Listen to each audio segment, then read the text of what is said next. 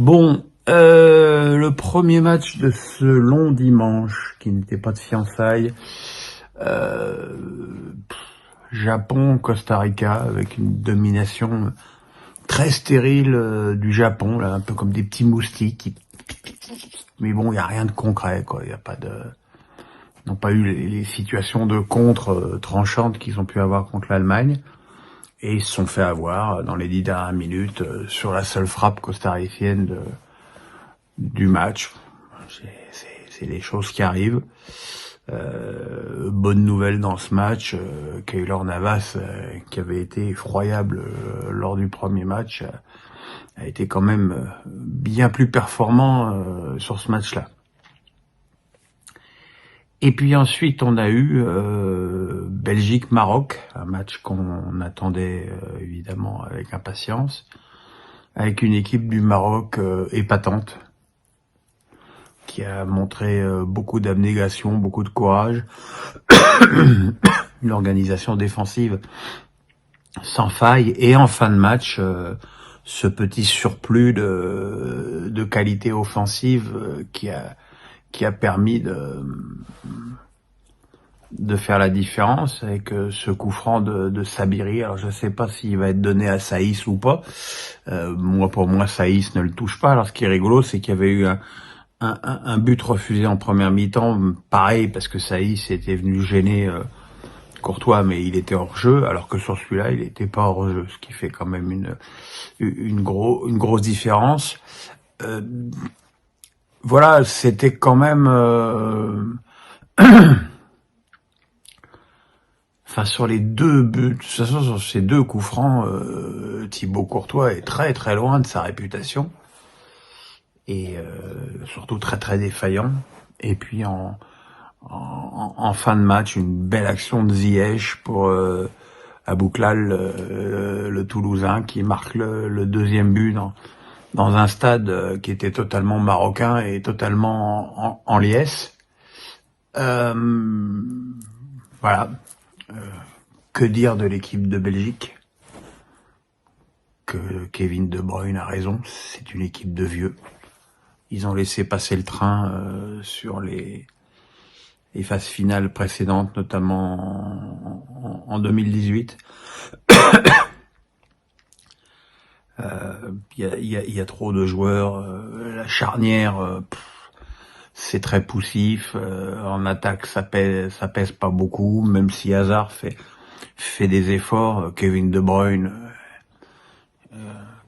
est totalement hors du coup, dans des proportions même assez étonnantes, au point où on pourrait, quand en plus on ajoute à ça ses déclarations sur le fait que son équipe est trop vieille pour gagner le tournoi, on se demande quelle est sa motivation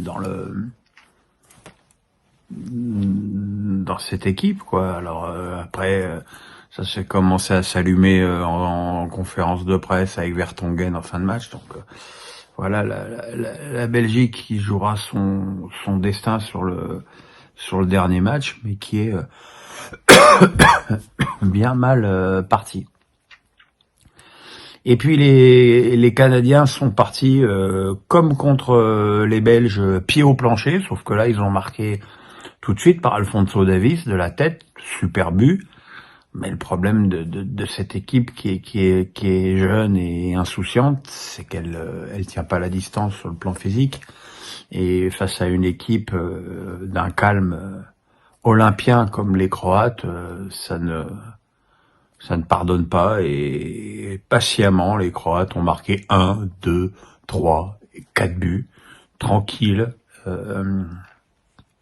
Je dirais pas que malgré tout que leur prestation m'a ébouriffé, mais bon, face à un adversaire aussi naïf, ça suffit largement.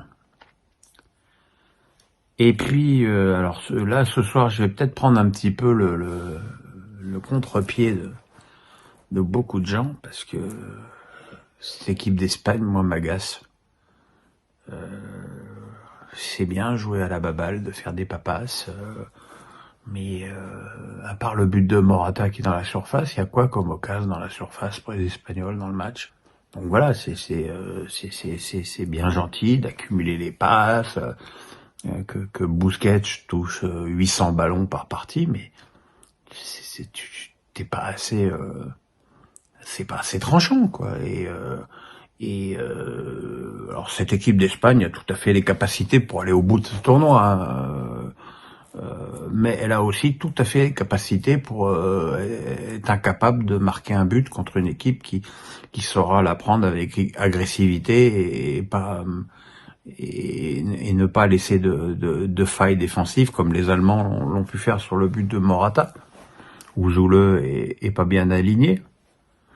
Mais les Allemands, même s'ils sont en grande difficulté, ils ont quand même des joueurs et ils ont réussi à égaliser sur une action de l'excellent Moussiala et une frappe très puissante du dénommé Füllkrug, qui est tout à fait épatant.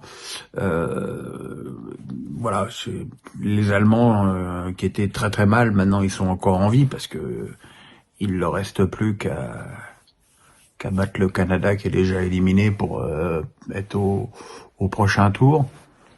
Mais voilà, cette équipe d'Espagne, alors il y en a qui trouvent ça super joli à regarder, pas moi. Mais après tout, les goûts et les couleurs, les amis, ça ne se discute pas. À demain!